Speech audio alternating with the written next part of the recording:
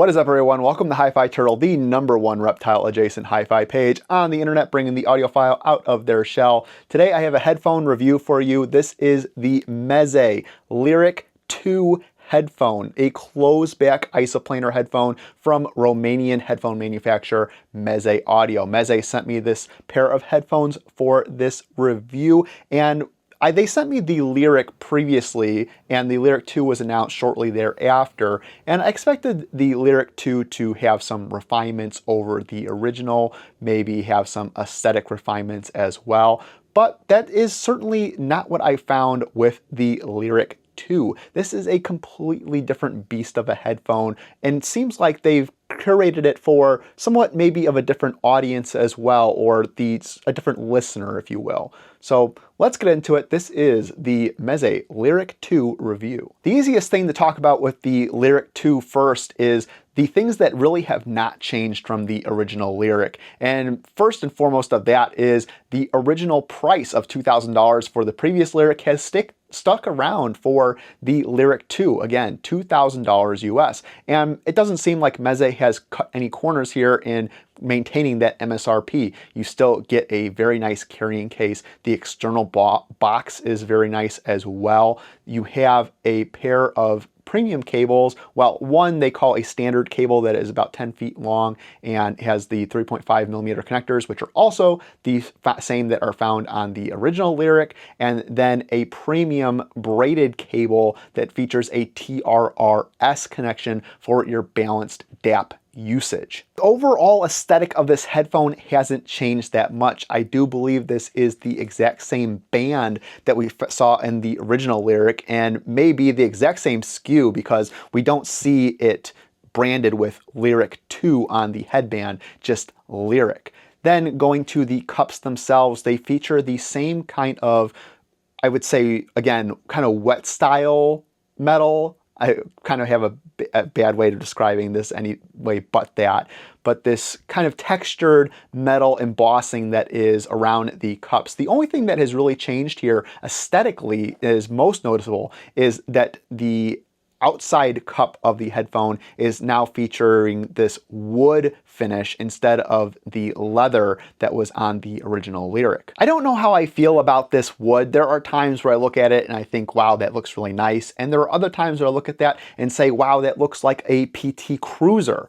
So I honestly think at the end of the day, especially for a headphone that is meant to be mobile, be able to take outside with you, I think I prefer the older style with the leather. And I kind of wish that instead of the wood style here, Meze had just gone with leather again, or made it something maybe more embossed on the leather, or just metal. Again, it's still meant to be a portable headphone, so it is incredibly lightweight, very comfortable to wear, and just, again, Meze makes very comfortable headphones, and this is just no exception. I had these on for hours at a time and never felt any sort of discomfort. It's very easy to forget that you even have these on. The ear pads, I believe, are also the exact same from the original Liric. You have the leather outside and then a velour inner on this pad. And again, despite that leather outside, I definitely didn't feel like I was getting hot or anything or sweating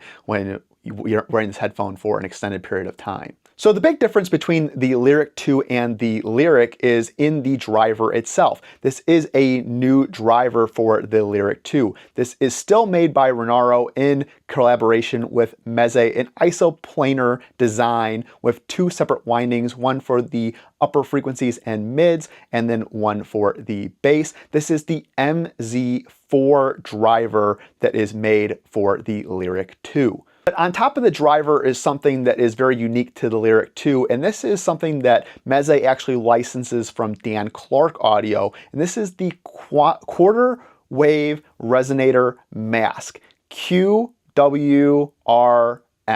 which is prominently featured on the driver if you remove the cups. And the purpose of this device, I guess I'll call it, on the driver is to smooth out the upper frequencies. As you'll notice, it is applied on the winding that is made for treble and mids. And the bass winding, we don't see any sort of modification, at least on the very naked eye surface with that. The QWRM is very, very noticeable on this driver and is stark difference when looking at the original Lyric to the Lyric 2.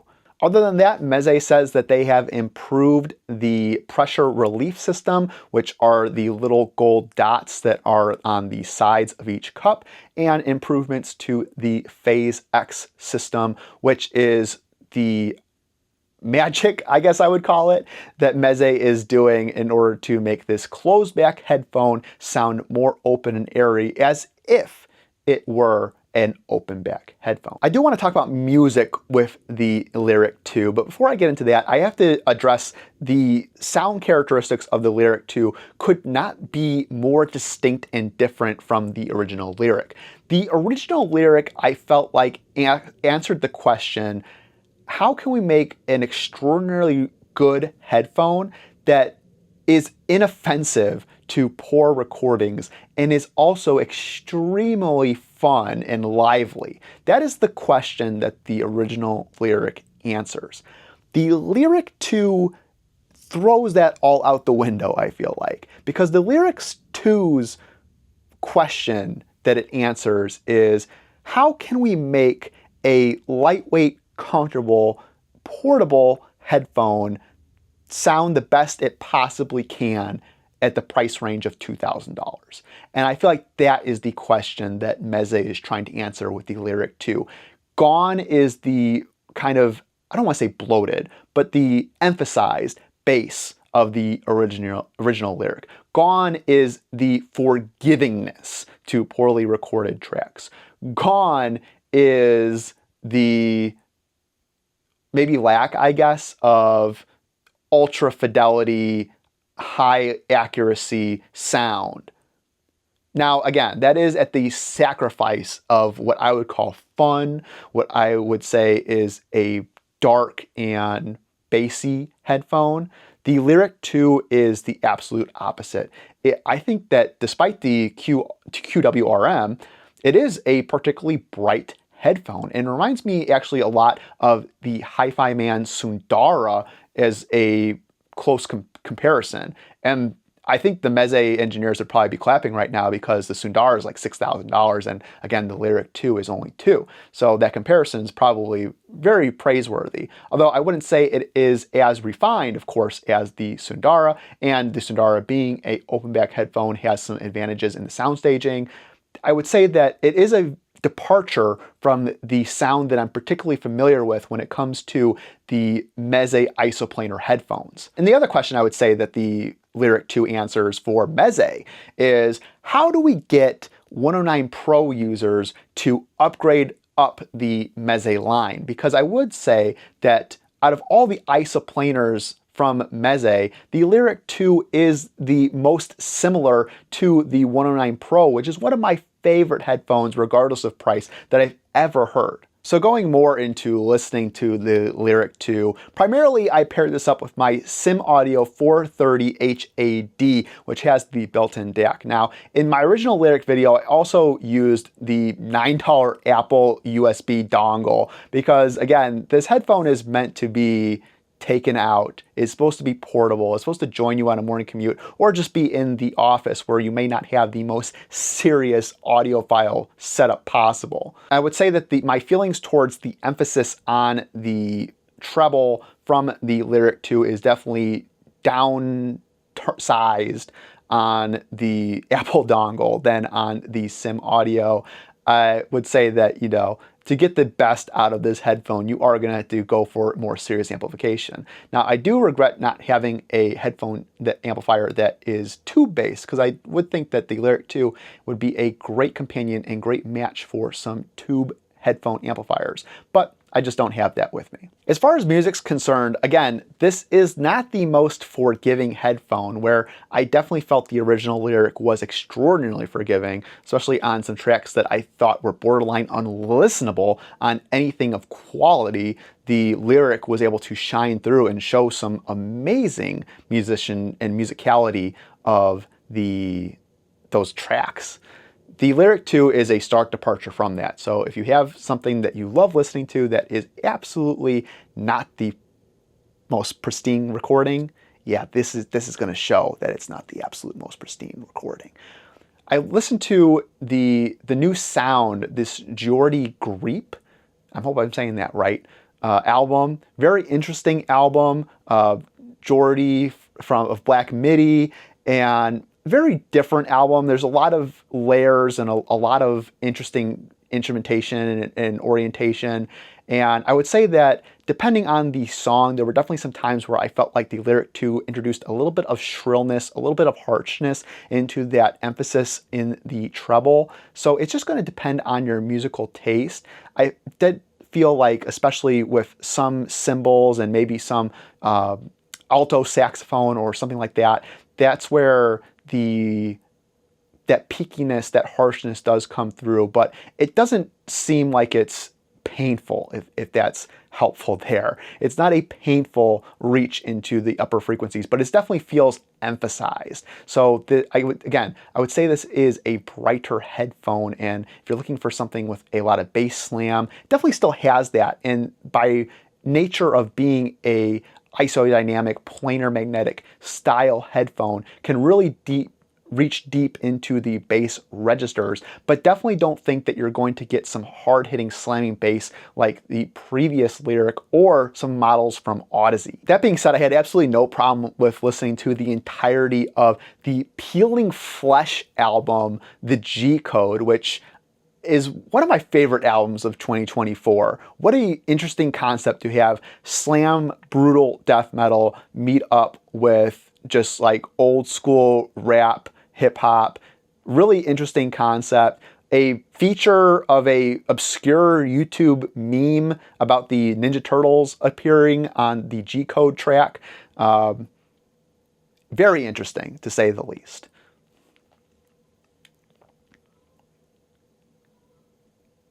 And then lastly, maybe something that should have sounded somewhat shrill, because I've heard people describe the singing, I guess if you can call it that, the singing from this band as cats dying.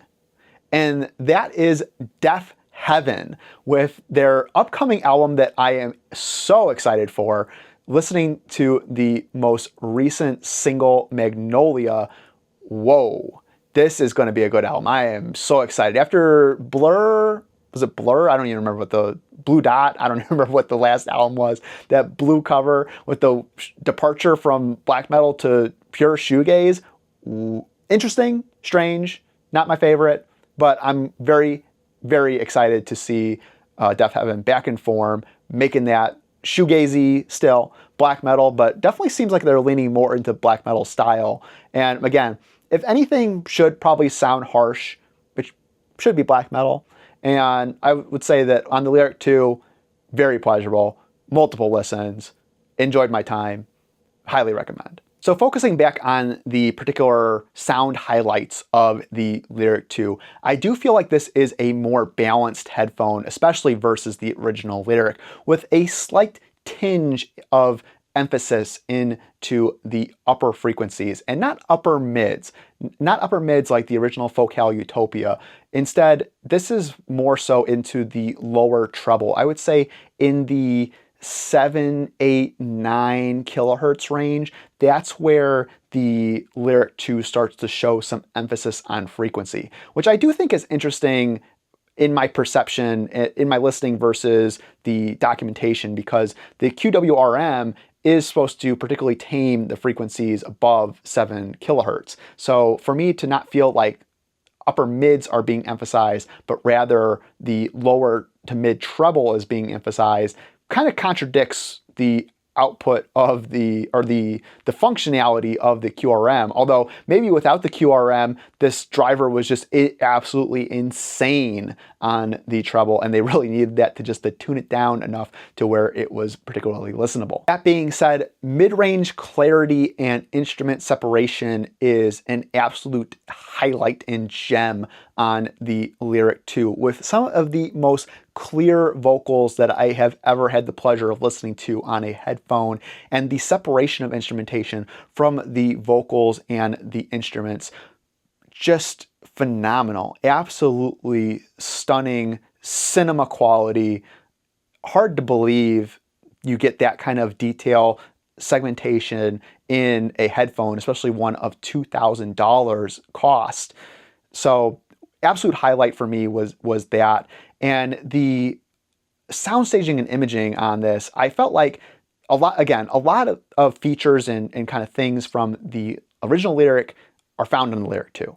Meze said they made improvements to the Phase X system and the pressure system that was also in the original Lyric. Now, based on what that is supposed to do, the original Lyric, it helped, but it was not convincing to me that the original Lyric was not a closed back headphone. You could definitely feel like, yes, they tried to engineer it in a way that it didn't feel completely closed.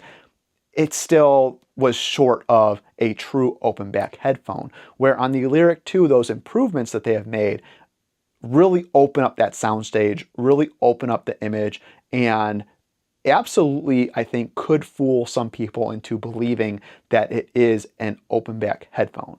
And with the detail that is found in the mid-range and the separation of instruments, that soundstage is even more impactful on the Lyric 2. And again, definitely sounds extraordinarily open and airy, and more than a lot of open back headphones that I have tried. Is it the most open and airy? No. But is it more open and airy than even some open backs or even some semi-open backs? Yes. And I would definitely say that it is more so than the Meze 109 Pro, which is a true open back headphone. I think that's going to do it for me. Again, the Lyric 2 really sets out to be just a great headphone at the $2,000 price range. It doesn't feel like as siloed and maybe more niche that the original Lyric was, in the fact that it was trying to be a very fun headphone at $2,000. When we think of having fun in the audio space, maybe $2,000 is a little bit too much for fun, and we want to really get some high fidelity, really highfalutin audio sounds for that kind of cash.